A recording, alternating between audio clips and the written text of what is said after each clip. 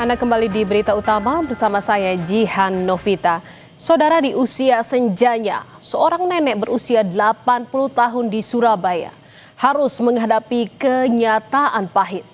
Rumah yang ditempatinya direbut paksa dan dihancurkan di depan mata. Rumah tempat dirinya bernaung rata dengan tanah, saudara. Tangis dan luka jadi saksi saat kekerasan datang tanpa belas kasihan. Kasus yang berawal dari silang sengketa kepemilikan rumah ini berujung ke ranah pidana. Saudara, peristiwa ini terjadi pada 6 Agustus 2025 lalu. Sekarang kita sudah nggak bicara surat, percuma punya surat. Ayo ibu keluar. Ayo. Puluhan orang datang menyerbu rumah yang ditempati nenek Elina. Mereka memaksa sang nenek keluar dengan alasan lahan telah berpindah kepemilikan kepada seorang pria bernama Samuel. Nenek Elina bilang rumah itu telah dia tempati sejak 2011 silam. Cekcok tak terhindarkan hingga berujung kekerasan, saudara. Korban luka serius di wajah, bibir, dan lengan. Tidak hanya mengusir sang nenek, para pelaku juga mengangkut isi rumah. Akibatnya, seluruh harta benda milik nenek Elina lenyap, termasuk dokumen-dokumen penting seperti sertifikat tanah yang diduga menjadi bukti hak kepemilikan yang sah. Upaya ambil paksa tidak berhenti sampai di situ.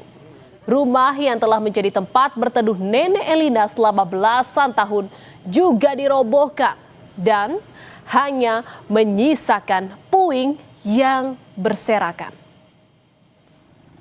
Nggak langsung bertindak dah. Kemarin masalah kemarin itu. Iya. Yang kemarin istrinya ini datang ke saya. Mbak, jangan lapor saya. Upaya Saya Minta dikembalikan. Apa aja itu nek yang hilang? seperti asalnya. Surat-surat, Iya, surat tanah, sertifikat, terus kendaraan, kendaraan. dalam sepeda motor. Ya. sepeda biasa, laptop. Terus untuk rumah sendiri, nenek keinginan seperti apa? Untuk rumah sendiri? Bangun kembali. Sudah. Seperti yang Iya, semula. kita tidak punya salah. Saudara, rumah yang ditempati nenek Elina selama belasan tahun adalah milik mendiang sang kakak, Elisa. Dan sejak sang kakak wafat 2017 silam, nenek Elina jadi salah satu pewaris dari rumah tersebut. Bahkan lahan itu masih tercatat atas nama Elisa Irawati hingga Agustus 2025 tanpa pernah dipindah tangankan. Namun saudara, belakangan rumah yang ditempati oleh nenek Elina diklaim telah berpindah kepemilikan. Samuel mengaku telah membeli rumah itu dari mendiang Elisa di tahun 2014. Ia juga mengklaim punya bukti sah surat jual beli dan letter C atas rumah yang ditempati nenek Elina. Bahkan Samuel menyebut dirinya telah memberi peringatan berulang kali kepada nenek Elina untuk mengosongkan rumah tersebut. Saya beli dari Tante Elisa tahun 2014, ini suratnya. Nah, kalau Bapak pengacara ini apakah perwakilan dari siapa? Katanya dari Bu siapa? Elina. Oke. Kalau gitu Pak, ini surat saya. Suratnya jenengan mana? Supaya kita ini sama-sama punya argumentasinya. Dari gini. Tumpang tindih klaim kepemilikan rumah memunculkan adanya dugaan mafia tanah dalam kasus perusakan rumah nenek Elina. Pihak korban menemukan kejanggalan pada akta jual beli yang dijadikan dasar oleh pelaku untuk membongkar rumah korban. Jadi penjual sama pembelinya itu satu orang, seolah-olah dia sudah melakukan IJB, ikatan jual beli.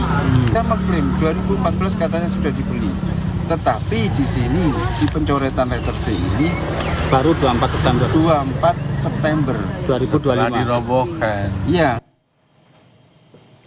Laporan akibat penganiayaan serta perusakan rumah milik Nenek Elinda resmi tercatat pada 23 Desember lalu di Mapolda, Jawa Timur. Nenek Elinda berharap keadilan akan berpihak pada dirinya. Ia juga meminta agar pelaku diproses hukum dan meminta ganti rugi atas rumah yang dihancurkan para pelaku. Saudara, upaya hukum yang ditempuh Nenek Elinda perlahan membuahkan hasil. Satu persatu pelaku pengusiran dengan kekerasan terhadap Nenek Elinda akhirnya ditangkap. Dan sejauh ini, saudara, sudah ada 3 orang ditetapkan sebagai tersangka dan tengah menjalani proses hukum. Ketiganya dijerat pasal 170 KUHP tentang pengeroyokan atau penganiayaan. Dan setelah memeriksa sejumlah saksi serta barang bukti, polisi akhirnya menangkap dan menetapkan 3 tersangka pengusiran dan kekerasan terhadap Nenek Elinda. Mereka adalah Samuel Aradi Kristanto, M. Yasin, serta tersangka ketiga berinisial SY. Ketiganya kini ditahan di Mapolda, Jawa Timur. Untuk tersangka MY sendiri sehari sebelumnya sudah ditangkap ya, setelah penangkapan tersangka SAK. Jadi secara total sampai saat ini sudah dilakukan penangkapan terhadap 3 orang pelaku. Saudara, kisah dari Nenek Elinda membuka tabir rapuhnya perlindungan hukum serta rasa aman yang ada di tengah masyarakat. Sengketa yang berujung kekerasan pun tidak seharusnya terjadi. Karena serumit apapun sengketa, hukum harus tetap dikedepankan. Dan semoga tidak ada lagi kisah serupa di masa datang. Saudara, berita utama masih akan kembali seusai jeda dengan informasi mengenai seorang kades di Kabupaten Lampung Timur tewas usai diserang kawanan gajah yang masuk ke area permukiman. Informasinya seusai jeda. Tetaplah di berita utama.